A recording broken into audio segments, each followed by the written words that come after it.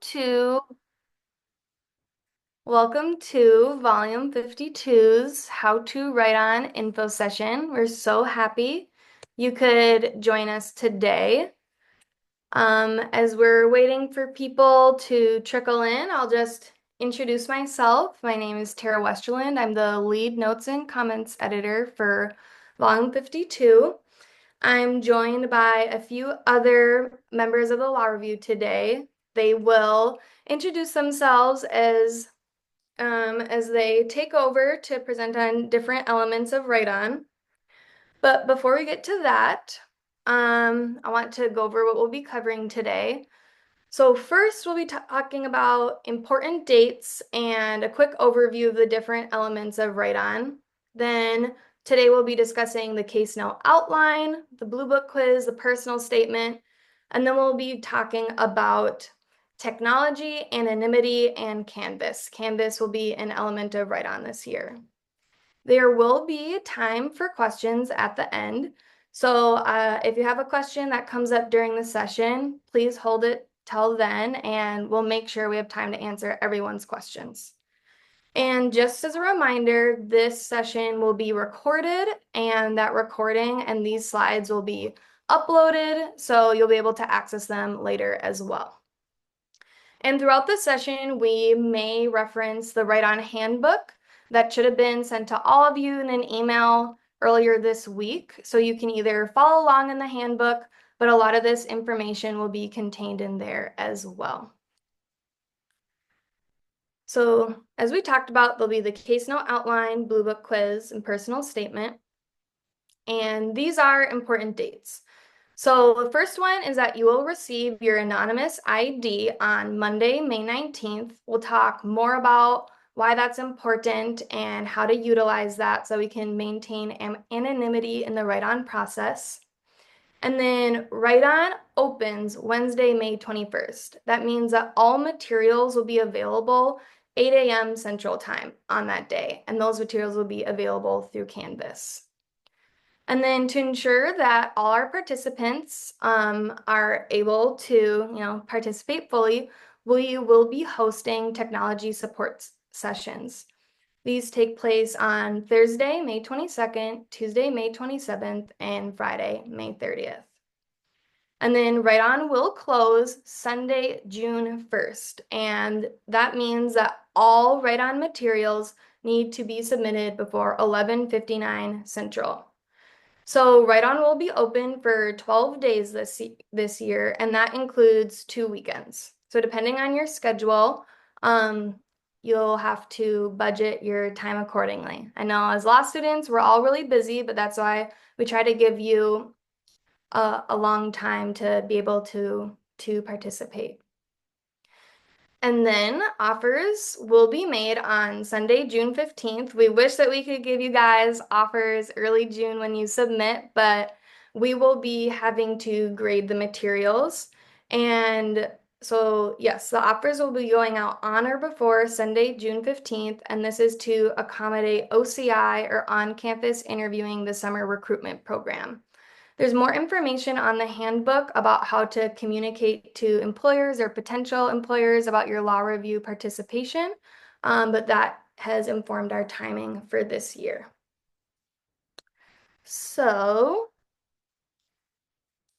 with that, I will introduce Professor Steenson if he's joined us yet. Has he? Here, I think we may be having some technical difficulties with Professor Steenson. Why don't we go ahead and start with the Bluebook quiz, and we can circle back to the case note outline. Definitely. All right.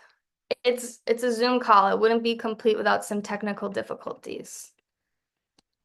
So with that, I am going to pass this to some of our wonderful MEs to introduce themselves and the Bluebook quiz. Thank you, Tara. My name's Olivia Paulson, and I'm one of the MEs on Volume 52's board. As an ME, I'll be, associates will be assigned to one ME, and we'll work as a team, editing next year with Blue Book citations, and authority checks. So just to start getting an overview of the Blue Book quiz, so first we want to just explain the difference between blue pages and white pages. So blue pages you may be familiar with. They're literally blue, and they're in the front of your Blue Book book. And they're used for practitioner documents. And this is what you should have been using for LARC or filings with the court versus white pages. And that's what we use for law review. It's used for scholarly papers, academic journals, and some rules do overlap, but there are some differences. Um, and as an ME, I just want to encourage you if you are able to get the Blue Book online free trial. I believe it's for a week. But I really like the online version of the Blue Book versus the physical version, just because I'm able to search up rules that maybe are a little unique. And honestly, I don't like flipping through the physical copy, but if that works for you, that's great. Definitely have some form of the Blue Book in front of you as you're working on the Blue Book quiz. And we just wanted to point out a few rules that come up frequently as an associate, but also on your Blue Book quiz. So if you have the physical copy, you might want to tab these. And there are many more, but just to highlight just a few. So cases, those are covered on Rule 10, statutes, Rule 12, periodical materials, Rule 16, case names and institutional authors. So if certain names are shortened or like also institutional authors, which I can show you as we do a little practice together, as well as in Table 13, institutional names. So you can also pin it online, and I can show that as we go through some examples. But I'm going to pass it to Caitlin, and she's going to show us how to do an authority check. All right. Hello, everybody. I'm Caitlin Cedarholm. Let me share my screen with you all. And then get rid of this little bar down. Oh, no. I don't want you guys to view yourself. Okay. I'm gonna exit out of that real quick. All right. Can you guys see the bar at the bottom with all of your faces on it? We No. can't. We can't, Caitlin, but maybe if you want to zoom in just a little bit on both documents so we can read it. Thank you. Okay. Yeah, no problem. Perfect. Well, that's good to know. Okay, so for authority checks, what you're doing is you're doing a sentence by sentence and footnote by footnote review of whether the authority that is cited below the line here accurately supports the above the line propositions. During this time, grammar and citations, like checking citations, are generally not reviewed. So we're going to start really quick with the first citation here. I already have the article or the law review article pulled up that it's citing from just for the sake of time. So what you do is you first, you read the sentence, and it says, Wren's holding that the subjective intent of an officer does not matter if there's a lawful objective justification essentially gave the police the ability to stop a motorist because they are Black if there's a race-neutral cover story justifying a stop. So here we have a direct quote. So I'm going to go to page 59 of this article and make sure that the quote lines up with that. So we have this race-neutral cover story justifying a stop. And in the article, you have that exact same language. So that's good. And then, so the second one, it says id. So again, same source. And we have the opinion, and then we got another direct quote. So this one is a bit longer, so we're going to find it in here. Racial animus. Okay, we're going to go word for word here. Racial animus explicit without violating the Fourth Amendment, comma, openly using racist language without conferring a suppression. Oh, and then we have remedy on the defendant, and it does not say that here. So you want to make sure you have track changes on. And what you're going to do is you're going to just edit this so it matches.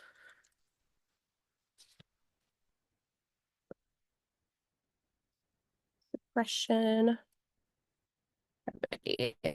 And then when you're actually a part of law review, you'll highlight this, you'll leave a comment explaining why you made that change, and you'll point to the Bluebook rule on, and you'll say why the authority doesn't cite. And then it also has citing Wren. So I also have that one pulled up, Wren v. United States.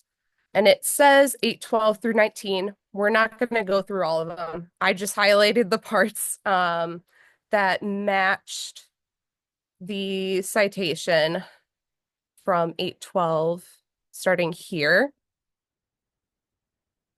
And then going all the way through and looking. And you'll read to make sure that it matches 819, which is right here. And that's how you do an authority check.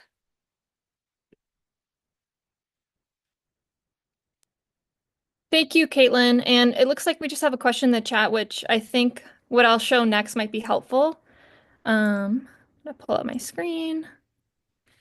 So I just want to show, just to add on to the authority check, if you go to Rule 1.2 of your Blue Book, you can look at introductory signals. So in the example we looked at for Caitlin, there were no introductory signals, so we want to make sure it's supporting the proposition asserted in the text.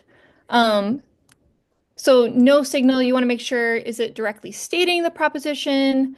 Is it identifying the source of the quotation, or identifies an authority referred to in the text? So we were looking at a quote, and it also supports a proposition in the text. But there are some other signals that we might use if it's not maybe directly supporting the proposition. This is still, C is still clearly support, so it's very close. But if that's helpful to have that pulled up as you're working through the authority check to make sure it supports the proposition, just to remind you what that means as you're going through that portion of the Blue Book quiz. But we're going to be taking a look also at looking at citations. So I had the same paper that Caitlin let us use from her long paper. And we have two footnotes we're going to take a look at. And as Caitlin noted, this is a law review article. So I am going to pull up the Rule 16 periodical materials, but you can also just look up law review article. And so that will also come up that way. And you can see it's highlighted right here. So that's one reason, again, I like the online version. It'll just pop up, especially if there's kind of a unique rule and you don't want to flip through all the pages, it can be helpful to pull it up. But just starting as an overview, well, first, I need to do something very important. I need to turn on my track changes. And you saw Caitlin do that. It looks like I do have that on. Oh, I don't. Now I turned it off.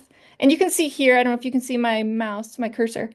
But it says reviewing, so that's how I know it's on. If it said editing, then we can't give you points. We can't see what you're changing, so make sure you have that on. That's very important. But big picture, looking at the law review article, I like starting at the first page, and this kind of shows the overview of the rule, and it kind of breaks down piece by piece.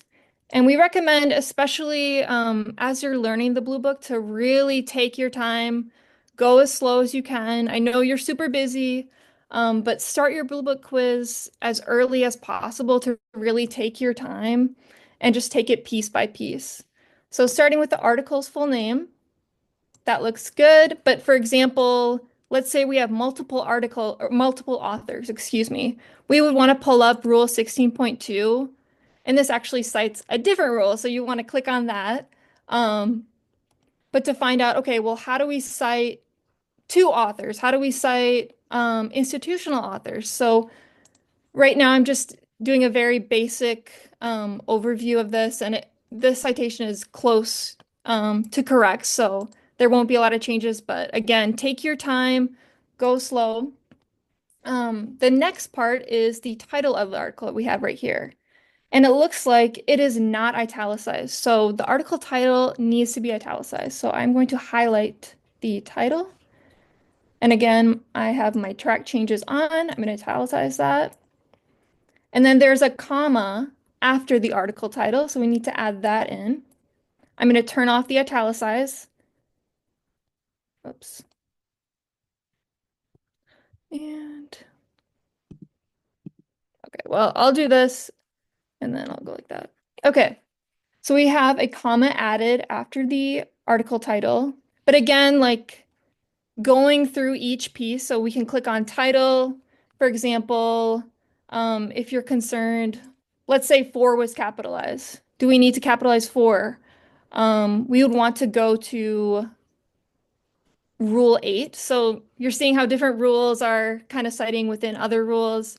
I like the online to click on stuff and move from different rules. So again, nouns need to be capitalized, capitalize words in the heading or title, capitalize any word that immediately follows a colon. So that looks good here. We have strategies capitalized. And again, I'm going faster than you should go for your Bluebook quiz, but I'm going to take it back to the periodical materials main page. And now we have 26, and that is the journal volume number. And if you were, as an associate, doing this in real time, you'd want to double check to make sure this information is correct. Is this really how you spell the author's name? Is this really the title? In your Bluebook quiz, you'll have some made up citations, so you won't be able to double check them, but you'll want to take your time on this again. So the next piece, we have the abbreviation of the journal, but it needs to be in small caps. So I'm not sure if you've used small caps before, so I'm going to highlight the article or the institutional journal.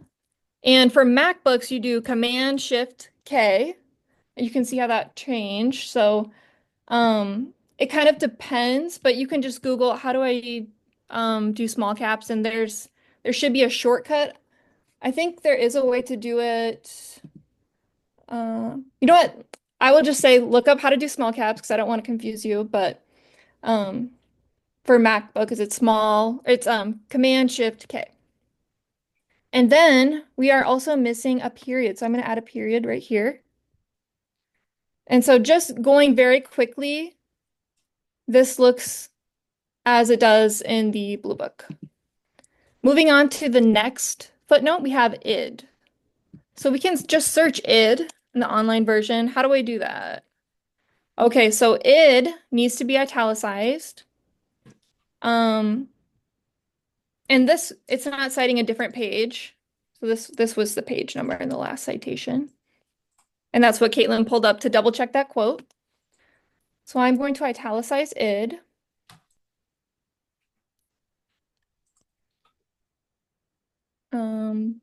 And then I'm going to look at the parentheticals. So we have citing Wren, and that was the case we were looking at. So I can look up citing because this is a parenthetical. So quoting parentheticals, citing case citations. So that is not italicized. And we can see an example right here. Can zoom in a little bit if that's helpful. And then as Caitlin showed, we want to make sure this is correct here. But then we have, it looks like a short form of a case. So let's look at the case rule. And so for a short form for cases, we have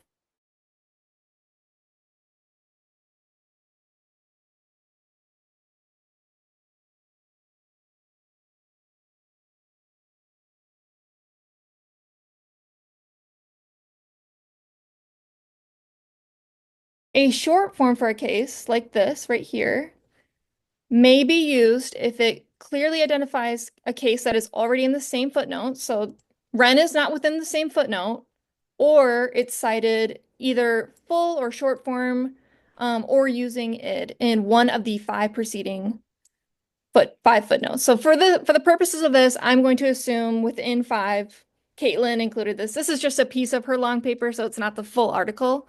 But otherwise, we would want to use the full citation of the case. So again, let me just pull back up the main page of cases. Again, I kind of like to start here just to see the overview. What does it look like? It also kind of breaks piece by piece.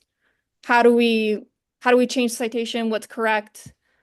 So we already looked at the citing, and that was correct as far as a parenthetical. And then we have the shortened case name. So we just have the first of the case name. And we would want to double check, okay, is that spelled correctly? If you were as an associate, double checking this. Then we have the volume number of reporter abbreviation. So why is this longer? This says United States. So we can look up court reporter. So reporter and other, oh,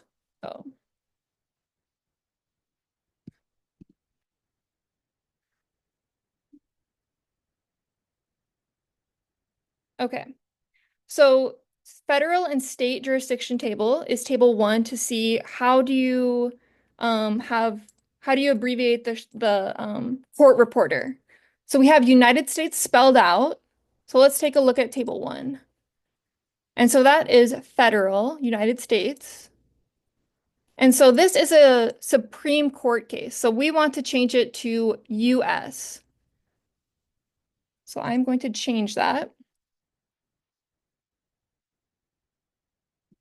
And there is no space between these. You can double check that, take a closer look. And then there are examples throughout the Blue Book of Supreme Court cases. So you'll see this throughout it. And now let's go back to our short form. Case. Oh no, I'm sorry. Here we go. Okay.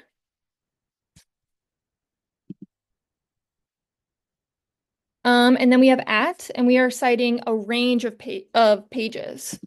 So when we're citing a range of pages, you will use if it's 3 digits, you'll use the first number in the first piece. And there are some examples of this. And then we will use an N dash. So I'm not sure if you're familiar with that. You can also search in here N dash and make sure we're in the white pages. So an N dash is used for a page range. So we can see this with this example. And I believe this is an N dash already, but I can just show you just to make sure it is. Oh, let me just back up. So I clicked insert, advanced symbol, and I believe there's a shortened way to do this, and then N dash. And then just to go back to our short form of cases, we do want a period at the end. So I'm going to add a period. But if you're confused, maybe you've heard of M dashes. Let me just show you M dashes, and you can look at this on the Chicago Manual of Style, just to give you a little taste of what the Chicago Manual of Style looks like if you're not familiar with it. M dashes can be used as an alternative to parentheses, commas, or a colon. So it's kind of like an abrupt mark and then break in thought. So we can see a few examples. So this is something you'll want to have pulled up as you're working on your Blue Book quiz, but I just want to show you M dash, N dash, what are you talking about? N dash is for page numbers, M dash is within text. And this is what we call it CMOS, or the Chicago Manual Style, looks like. Yeah, and there should be examples and explanation of the rule. Yeah, so that's just a brief overview of how I would use a Blue Book quiz, and you can also see where I've made changes. So as I'm going through a Blue Book quiz, I want to double check, what did I make changes on? Double check, go slow as you can, take your time. Yeah, so I will turn it back to Caitlin to wrap up our Blue Book quiz portion of the presentation. Yes. So I do see a question. Will we have the full article or just an excerpt? So for the purpose of this demonstration, you can just assume that a short cite was appropriate, just because we're not using the entire paper. And then another comment. The Bluebook quiz is not timed. You have from 8 a.m. May 21st to 11:59 on June 1st to work on it. And for the quiz, for the Bluebook portion where you're going through and you're checking each citation, you do not have a article at all. You're just checking to make sure that the citation follows the Bluebook rules. You're not doing an authority check. If you see id, you have to assume that it's appropriate unless there's a sentence above it that says this is not within 5, or this is not immediately preceding. So it'll be very clear. And then I do see a hand raised. Yeah, that's me. So just to be clear, the Bluebook quiz in form is going to be essentially what you showed us there. We will actually be given, given an excerpt and making annotations on it for the corrections as far as the Bluebook style, or is it, a multiple choice? Is it, perhaps I missed this, but what is sort of the form of that? So you won't be given an excerpt of an article. You will just be given the citation. So we used an excerpt so that we could walk you through the authority check and we could walk you through how to cite. However, the quiz itself is not multiple choice. You go through and you edit each little citation. I believe there's just a list of citations and you just go through each one. The instructions at the top, if I do remember correctly, they're very clear. And so if you're at all confused, though, don't hesitate to reach out and ask. And as Taylor just mentioned in the chat, there is an example of the Bluebook quiz on the Law Review website for the write-on. And we also have that linked on the slides, as the slides will be sent out after the presentation. But yeah, thank you, Caitlin. Definitely. Thank you to both of our lovely MEs, Olivia and Caitlin. And I know we've had a few questions in the chat and then verbally. We will have time for questions at the end. So for the next couple of pieces, if you want to write them down or send them in the chat, we can answer them later, or just hold your questions just for the sake of time. And then we have a special guest who's a member of the Law Review, which is our faculty advisor. Here we go. Professor Mike Steenson. I would love to introduce him. So as I mentioned, he's our faculty advisor, and today he will be joining us to discuss the case note outline. And again, detailed instructions about this and the rubric are available in the write-on handbook, and they will also be posted to Canvas. But just sort of to walk us all through it and explain it is Professor Steenson. So I'd love to hand it off to him. All right, we ready to go? Perfect. Just a couple of thoughts at the outset. I know you're all thinking, especially after the Bluebook presentation, can you do this? Many of you are maybe thinking, do I even want to try to do this? Have any of you ever jumped into a cold body of water?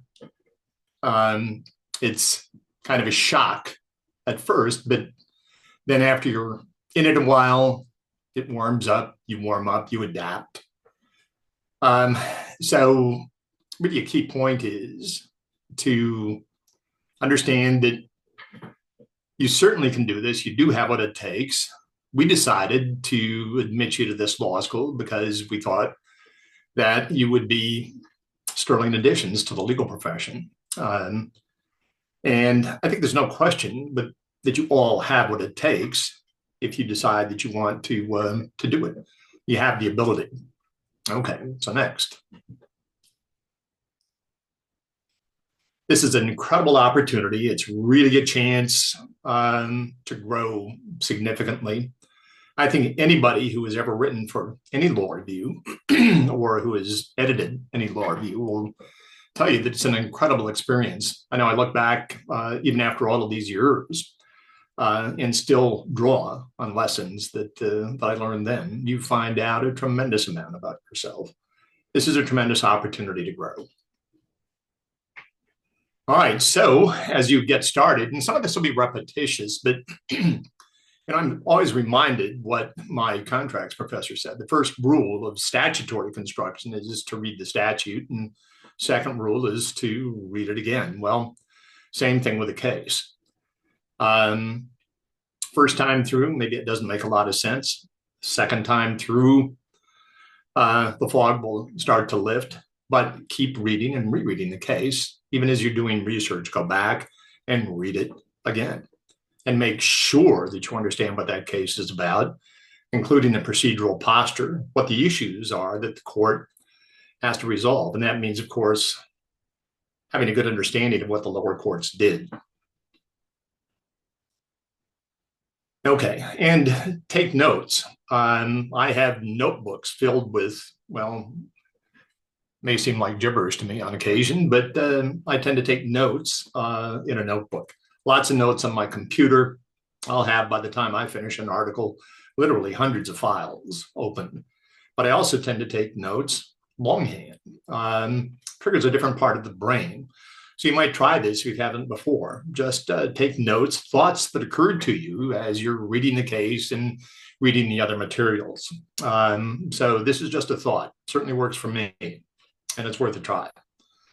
Well, I've had many students say, well, I really don't like to outline. I never outline. Well, I think it's pretty clear that you have to do it. So if we click on to the next slide, yeah, you do. I mean, you do have to do it. Outlining really will help you to organize your thoughts. It'll help you to demonstrate what the key points are that you want to make about the case. And sometimes it seems painful to do the outline, but if it is hard, you might focus on one or two parts of the case. Maybe you want to just simply focus on the procedure to begin with.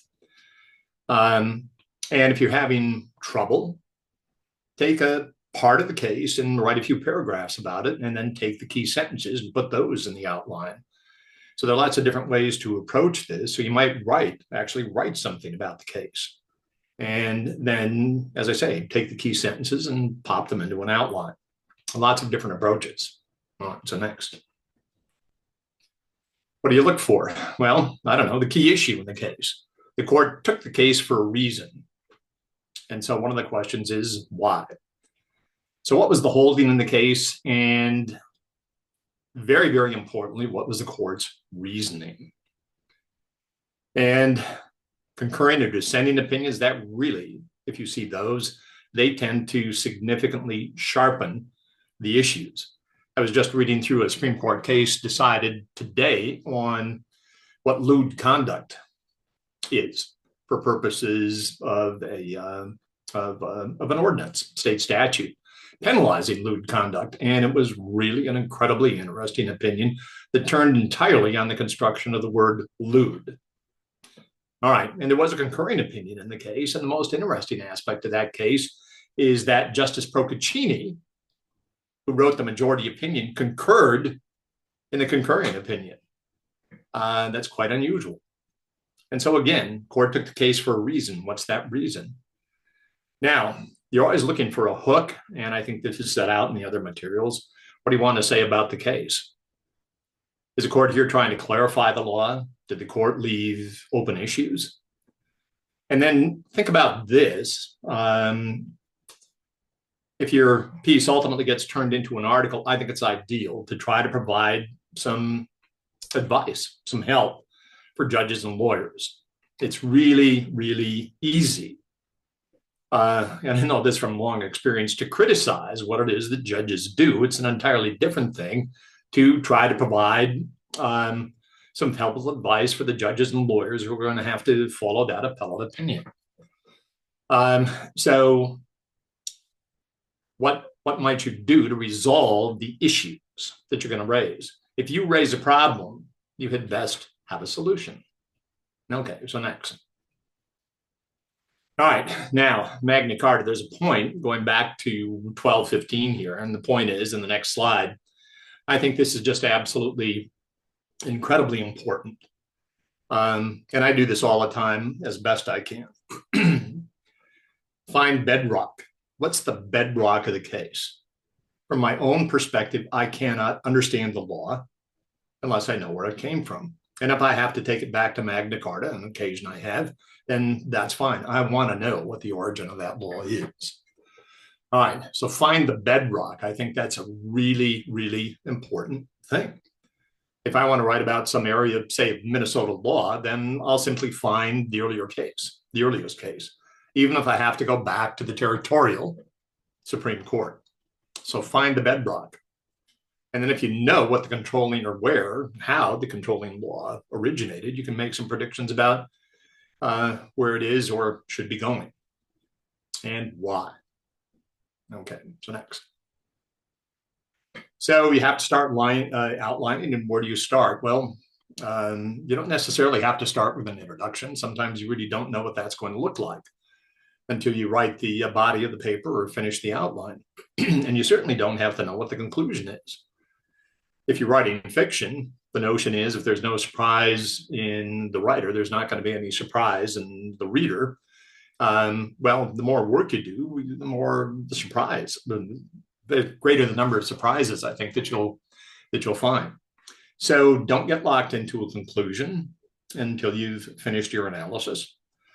So if you're having difficulty, you might start with something that's fairly simple. What's the case about? What happened procedurally? And what the issue is on appeal. And then you can get into the key issues in the case. All right. Now, writing an outline, writing an article can certainly seem daunting. And writer's block can be a problem. But keep in mind, you don't have to do the whole outline at once. Do what you're comfortable with doing. Pick a part that you're comfortable with and then go on to another part. And then when you put all of those parts together, you'll have a completed outline. And once again, keep a notebook that you can write in longhand. All right, and next. Footnote as you go. I think you're probably also going to get that advice. You might just have a mark saying, I have to footnote here. Well, if you have a case in mind or if you have an article, footnote it at that point. As you get more detailed, it can be really frustrating to go back and try to find a source that you thought you wanted to cite but didn't cite at the time.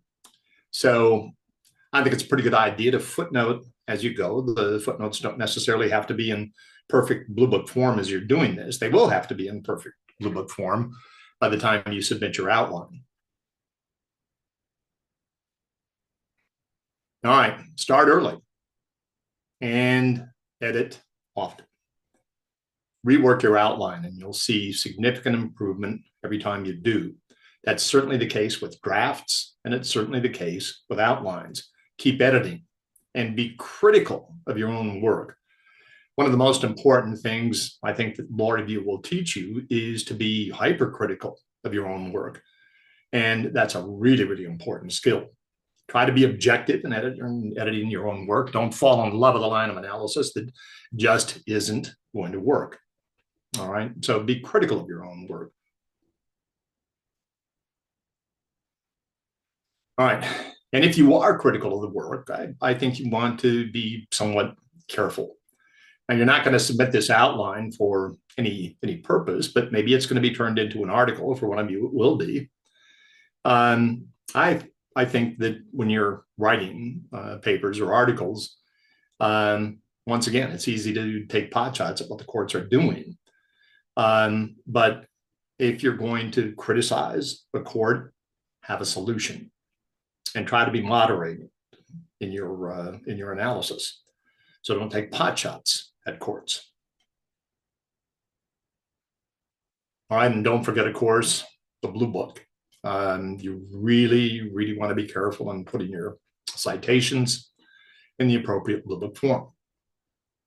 And just keep chopping wood. As I always tell my first year students, chop wood, chop wood, chop wood. And if you do, the ideas will come.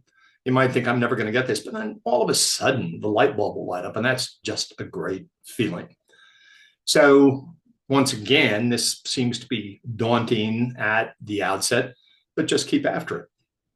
Key point is do it. You all have the capacity. You can all do this. And I hope you all give it a try. So thank you very much for putting up with my comments. I appreciate it. And good luck to all of you. I know you can succeed. Thank you so much, Professor Steenson. That was great. Thank you. Bye-bye. Have a good night. Yes, thank you, Professor Steenson. He made a lot of great points, and keep that in mind. Just keep chopping wood. Just do it. A case note, writing it last year for Write On was my first time doing it. So like he mentioned, it can definitely seem overwhelming, like we're speaking a different language, but this is kind of, dipping your toe into the world that is law review so we can bring you on board and you'll be the master of the case note before you know it. So we already chatted about our Bluebook quiz. And our third piece, the third major deliverable that you will be preparing as a part of your submission packet is a personal statement. So this will be a minimum of 400 words and a maximum of 600 words. Again, the instruction, prompt, optional prompts, anonymity guidelines, and rubric are all contained in the Write On Handbook, which you've all received, and they will again be posted to Canvas. So yes, the prompt is out there in the wild, in the handbook. It is also here on this slide. So the main prompt is, why do you want to join Law Review? What qualities, skills, or experiences will make you a strong addition to our team, whether as an associate or future leader? And then we go on to describe that you're welcome to discuss your academic interests, professional goals, writing, editorial experience. We want to know more about what the prompt says. Why do you want to join Law Review? So my major tip for this is to answer the prompt. We've also provided optional prompts, which can help spark ideas or guide your answer. But please review the rubric. These are graded on a rubric, so that's how you will receive points. And the 5 grading criteria are clarity and organization of your writing, the writing quality and mechanics, the length, whether or not you've met the word count or exceeded it, and then describing your skill, experience, and motivation, and then the overall strength and compelling nature. So the personal statement serves 2 purposes. It lets us know why you would be a great addition to Law Review, but it also shows us your writing skills, how you write, what a piece of prose looks like that you prepared, your handle of grammar, your ability to transition between thoughts or points, to make conclusions, to write persuasively. So those are all things that are in the rubric and what this personal statement will be exemplifying. And something I touched on was anonymity guidelines. So as we've discussed, Write On is conducted anonymously. We'll talk more about your anonymous ID. But with that, in the personal statement, do not include your name, your student ID, or any identifying information. And to facilitate that, please do not name specific internships, jobs, organizations, institutions, even if that's a university, that could identify you.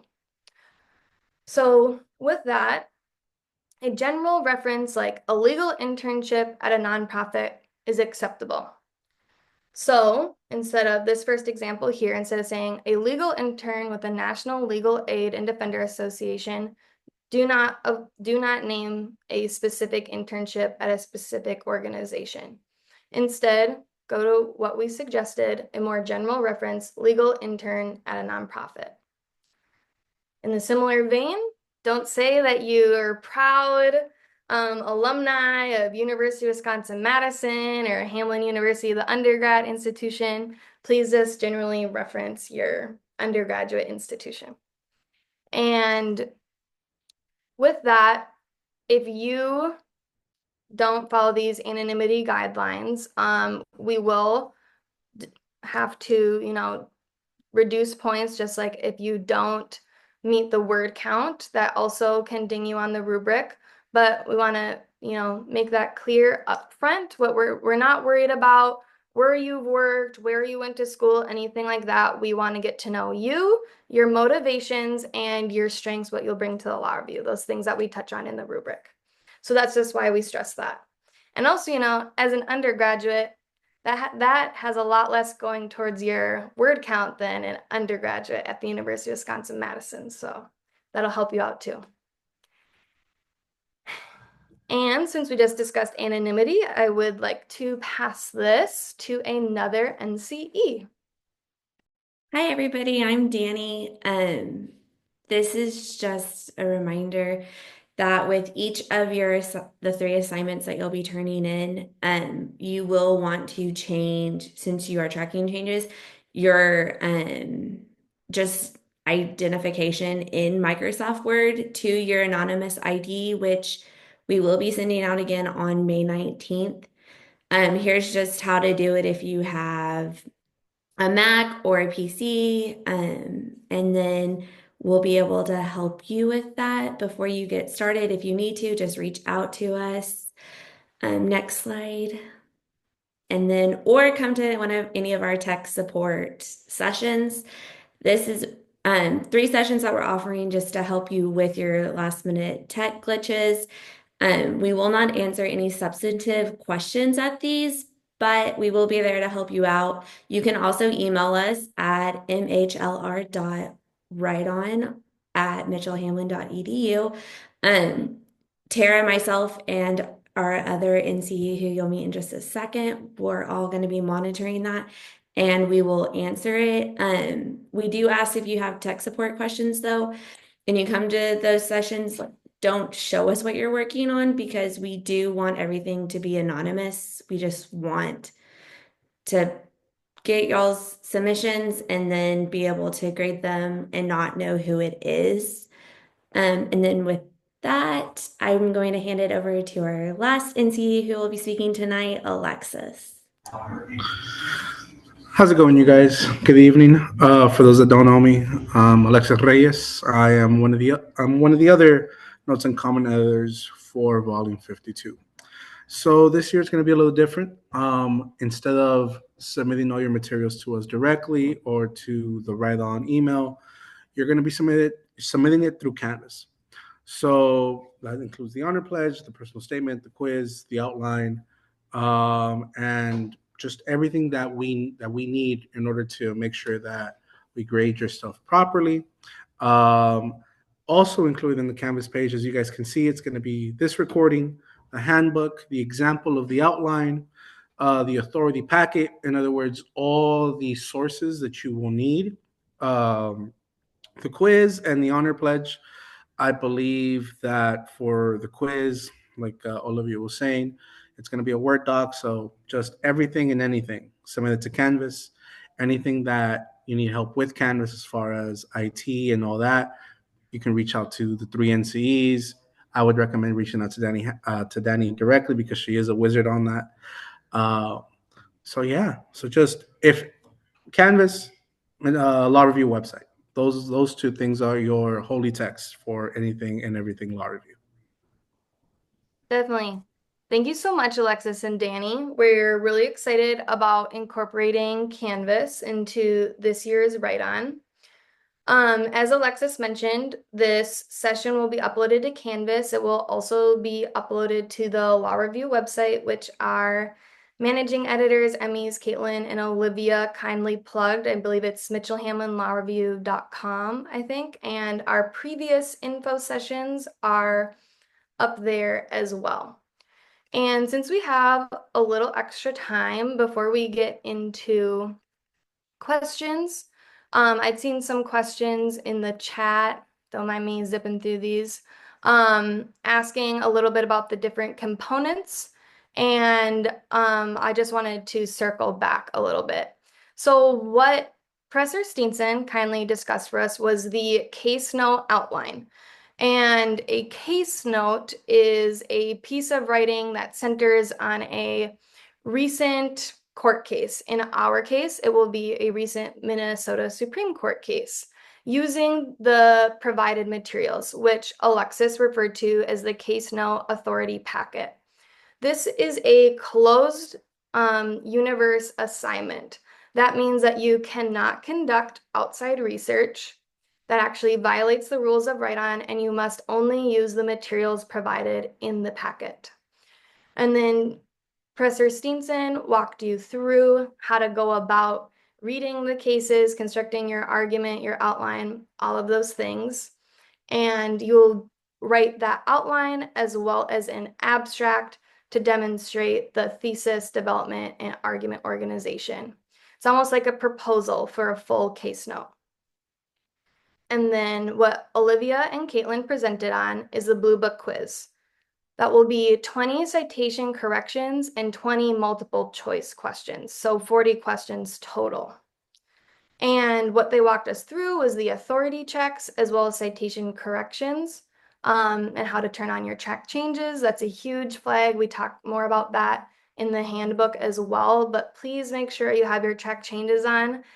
I know it seems silly, it feels like a button, but like Olivia mentioned, we can't give you points if we don't see your work. So that's what we really need you to hear. And then we talked about the personal statement. It evaluates your writing ability and your potential contributions to the law review community. So I just wanted to circle back to this slide since I breezed through it quickly. I didn't go into detail, but just that we're all on a strong foundation going into our questions. Yes, and with that, I wanted to pass this over to two more members of our law review. Thanks so much, Tara, and thanks, Volume 52 board members, for the great information and presentations tonight, and thanks, Write-On registrants, for joining us. I'm so excited to see you all tonight. My name is Taylor Anderson, and I am very proud to be the editor-in-chief for Volume 52 of the Mitchell-Hamlin Law Review, and joined tonight by our associate editor-in-chief, Cody Triplett. And Cody and I just wanted to, at the end of this presentation, before we get into some questions, just share a reminder about the great benefits of law review and why we really, really hope you all will join us next year as part of the volume. I know that write-on can feel like a lot, but there are so many reasons to, kind of put your head down, get through that case note outline, do your best on the Bluebook quiz. It's really going to pay off in the long run. Some of the benefit, and I also want to note, when I went through the write-on process last year, I learned so much in write-on that it was kind of like training for being an associate. So everything that you do in write-on is going to set you up for success when you join law review in the fall. But yeah, I'll just touch on a couple of these reasons why you should join law review, and then I'll pass it to Cody to kind of round us out. But I want to say that the community and collaboration that I've found on law review has been just an incredibly valuable part of my law school career. I started in the part-time evening program and really felt like I was in this little bubble. I only knew the handful of folks who were in my classes, and through law review, I've met so many great and interesting people, folks who I think are going to be friends for life. Not to mention, we have chances to collaborate and learn from each other. That's something we're really prioritizing for Volume 52, finding ways for our associates and board members to benefit from each other's skills and experiences. And just a reminder that, yes, we are going to be doing a lot of editorial work, but it's not just about footnotes. We have happy hours and we have a bowling night, not to mention other more formal law review events like our symposium, which will be happening this fall, the banquet, and more. So those are all great things about law review, and I really hope to see all of you there in the fall. Yeah, and Cody, I'll let you introduce yourself and kind of close it out. Sure, thanks, Taylor. So yeah, like Taylor said, I'm the associate editor-in-chief. I will be your associate editor-in-chief if you get an offer from us and choose to join us. So Yeah, to kind of just reemphasize, I mean, like Taylor talked about, there's a lot of these great aspects that you get with other students. But obviously, being in law school, you're thinking about the future too, right? And so obviously, this gives you a lot of cred as both a scholar and a legal professional.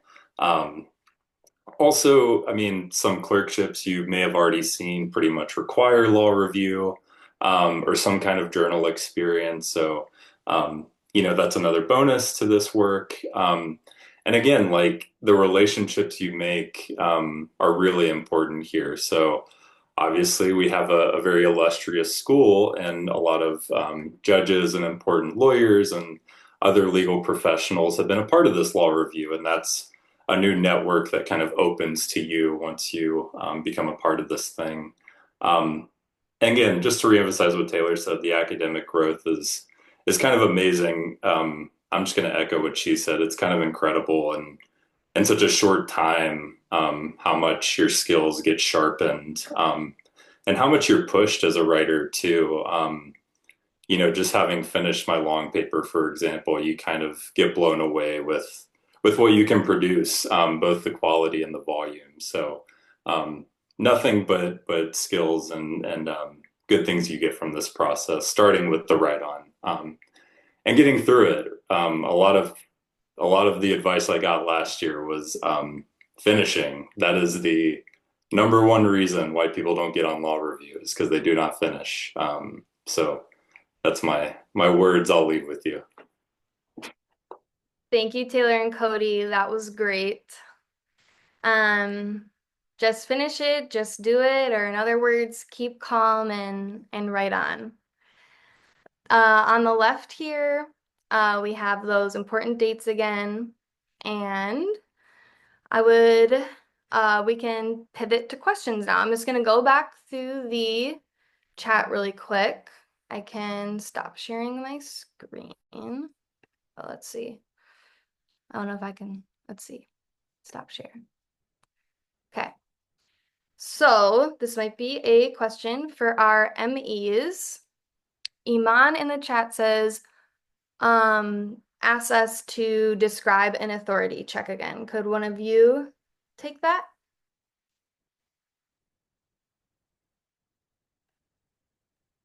Yeah, I'll go ahead and take that.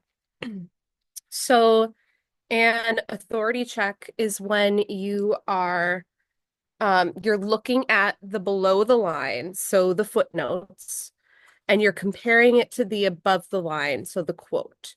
And what you're doing is you're just making sure that what is said above the line matches the authority that is cited below the line.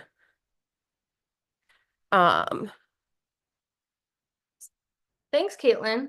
Yeah, so I think a authority check, it's kind of, when you submit a brief to the court, they will actually go to that case, to that page, and they'll say, did that case actually say what you said it did? And if it didn't, that's a big ding against your credibility. And if it did, checkbox, good credibility, as well as great legal support. So the same thing that happens, with submissions to the court happens with law review articles. As a journal, we want to publish things that are true, that are factual. And to construct a note, like you guys will be doing, you'll be citing to authority. And as associates, we'll just double check, make sure that's good to go. Basically, that the author isn't pulling our leg or made a silly mistake by quoting something incorrectly. So we're kind of, just those people in the back checking those boxes that everything's good to go. And then Ben, I see you have your hand raised. I'll call on you before we go to the next question in the chat. Yeah, I have actually it sort of dovetails, looks like Jessica's question in the chat about how many students you accept yearly. That was sort of my question, but as a corollary of that, do you have like a set quota or a set limit, I guess it would be on how many students you accept versus more like having this is roughly what we're looking for, and then we're going to accept everyone who meets a certain qualification threshold? Definitely, I can take a first stab at that if you want, Taylor, unless you want to take it. I'm happy to speak to that, Tara, and that's a good question, Ben. It's a little bit of a balance. Law review, of course, one of our goals is to publish a really strong volume of, rigorous scholarship and do a great job editing that work. The other main goal of law review is to provide a really valuable, strong experience for our associates where they have the support that they need to learn and grow, and write their long papers and become excellent editors as part of the law review. So, that said, there is a little bit of a limit in how many students we can support in that way, given the capacity of our board of editors. So right around 40 is about the maximum that we will have capacity to take on. Does that answer your question? Okay. Definitely. Thanks, Taylor. And that second part of your question, Ben, about meeting certain qualities. So Mitchell Hamlin Law Review, we don't have a grade on. That's something that you might have heard about happening at other schools. Like if you got an A or you got the top grade in a class, you automatically join Law Review. We do not have that. So what that means is, like Taylor mentioned, we have around 40 associate spots we want to fill, and we'll be taking 40 people through the write-on process. And with that, we'll be looking at the different pieces of the application and how you score on those and make offers according to that. So that was a great question. Let's see. Go back to the chat. And then, as we already talked about, the Bluebook quiz, we call it a quiz, but it's not like something you have 20 minutes to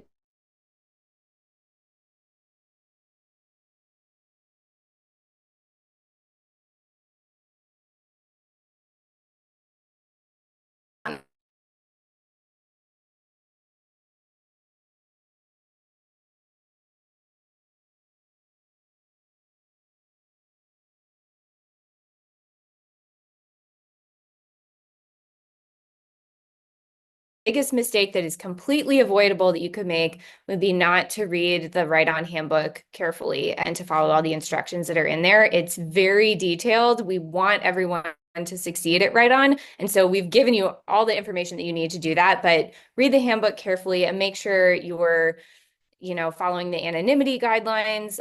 You'll see in the case note outline and Bluebook rubrics that there are some mandatory point deductions that we'll make. So if your case note outline is too long or too short, so just make sure that you read carefully and are paying attention to all the little detailed instructions.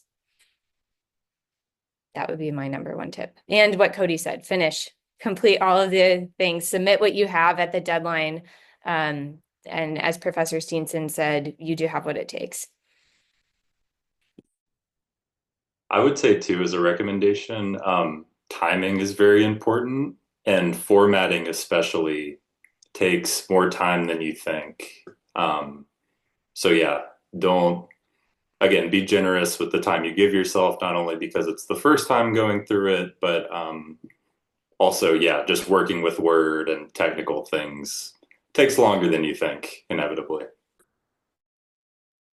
I would echo all of that. I think another technical piece that Professor Steenson pointed out is to keep track of your sources as you're going through your case note outline.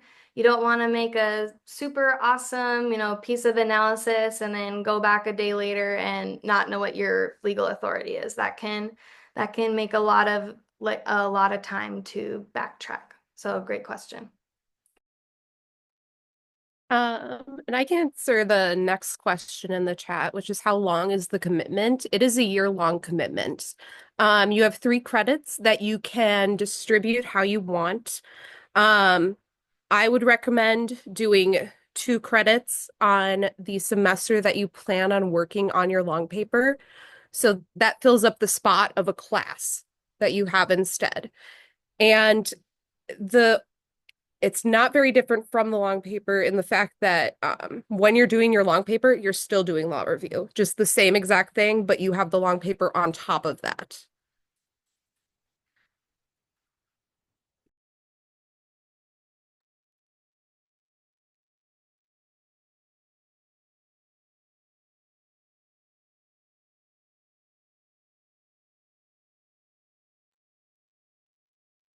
Um, so Iman, so I don't know if I'm pronouncing your name correctly. Apologies if I'm not. So answering your question, so kind of like what Caitlin said, you could choose to write your long paper in the fall or the spring, and we're looking to potentially have a third option that's not set in stone where you could start it in the fall and do it into the spring semester, more of a full year option. But that's a potential. And like Caitlin said, it's advised to allocate those 2 credits to that semester.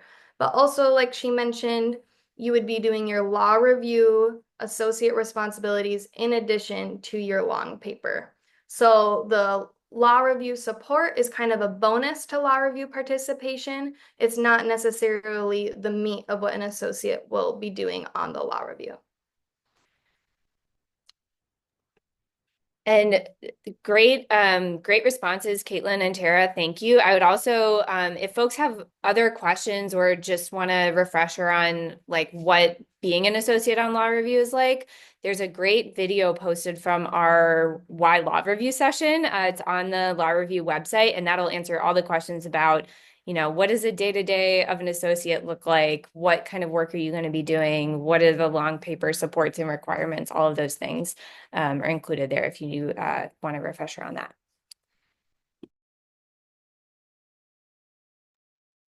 That's a great point, Taylor. And then just finishing up with the question, what would the other credit be for? It's because your associate responsibilities would be throughout both semesters. So just to make sure you have that built into your, class schedule, both semesters. Then Ben, I see you have your hand raised again. Yeah, I do have my hand raised again. So yeah, when you're talking about the case note outline, you said it's a closed universe.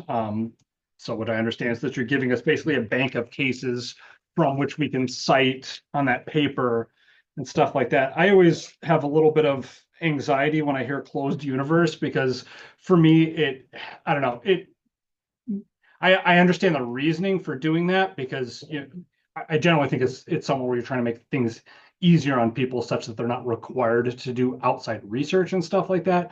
But I guess sort of my question is in crafting the answer, I mean, is this a true closed universe? Because I feel like I've been given assignments in law school so far that have been, here's a closed universe on which you can cite or something outside there. But number one, like it's very easy to go outside the closed universe and for me to find a controlling case that has all the correct reasoning for it, number one. And granted, I can't cite that, but I can certainly cite back to the root of that.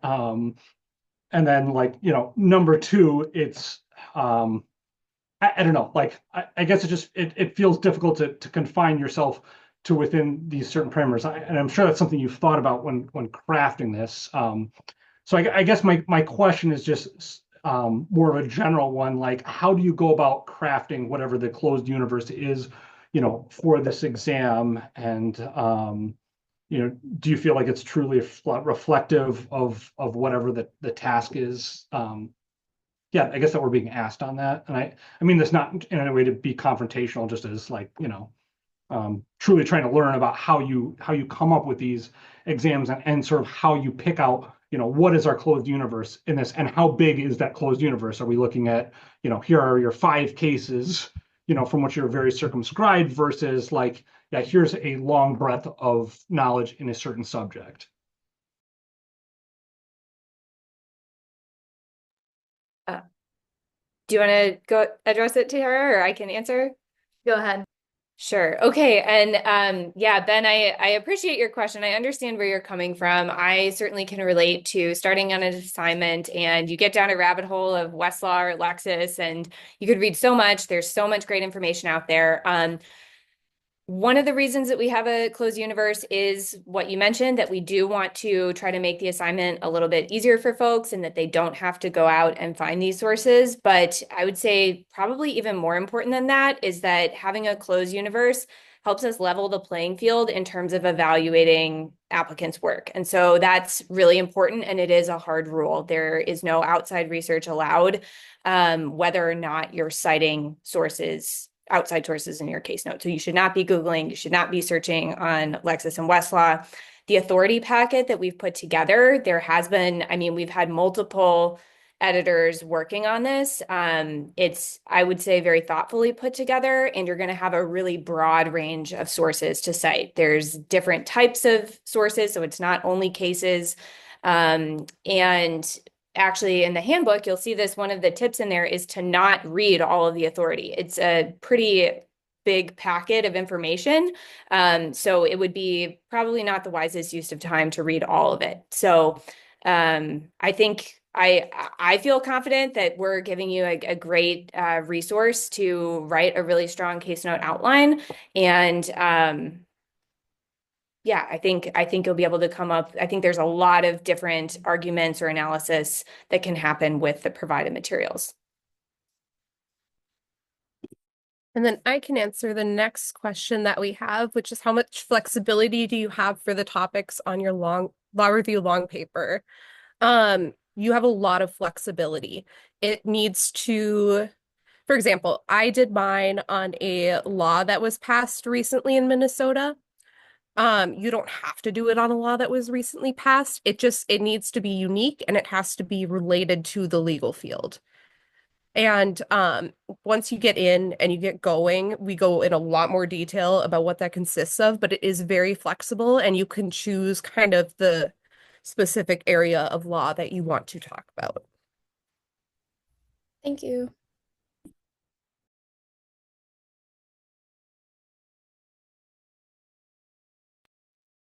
And then if there's any more chat, or not chat, you can send in the chat, but any more questions, raise your hand, come off mute or send it in the chat. But thanks, Caitlin, for taking that question. I also am pursuing a certificate, and I wrote on a business topic for my long paper.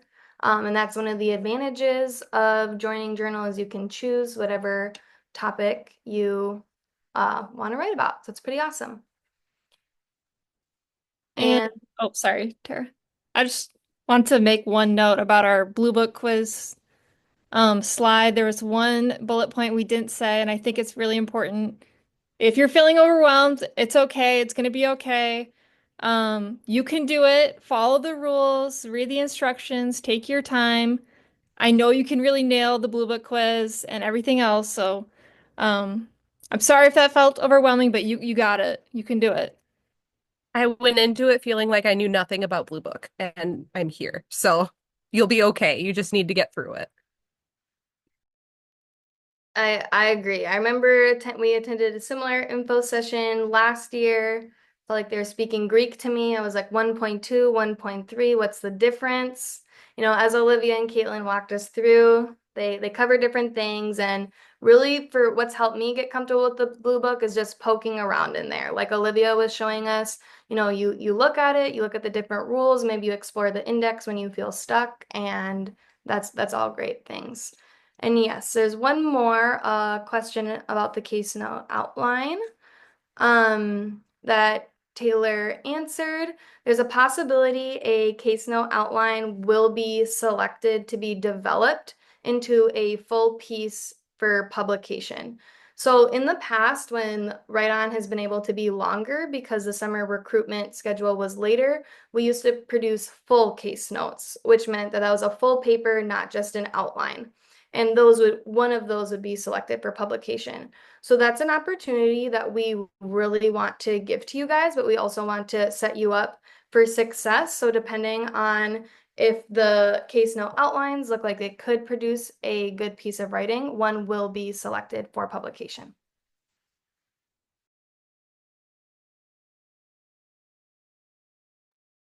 And on the personal statement, I'll just say it's not that we don't want you to talk about your experience or how they relate to your goals. We just want you to not give so much detail that someone would be able to identify who you are from your personal statement. So, for example, if I wanted to write about a past internship at the ACLU, where I did a lot of great legal work, I would not say I was an intern at the ACLU.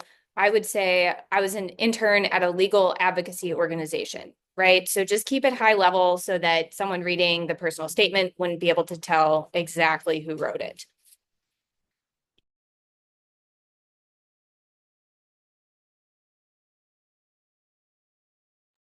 Go ahead, Ben. Yeah, sorry, one last question. Is there any like local rules or style that are specific to Mitchell Hamlin, or and as a corollary, does Mitchell Hamlin have like a style guide or anything like that, in general for yeah, legal writing at Mitchell Hamlin? That's a great question. I don't know for sure about the school overall, but the law review does have local rules and we do have a style guide. Everything that you need for the write-on process is included in the write-on handbook. And then when you come on as an associate, you'll get to learn more about, the local rules that are included in the handbook are just a subset. You don't need to know all of that for write-on, but you will learn more as an associate. And we're not using local rules for the Bluebook quiz. So use your Bluebook, use CMOS, focus on those tools for your Bluebook quiz. And again, as Taylor just mentioned, those resources will be available as you're completing your write-on.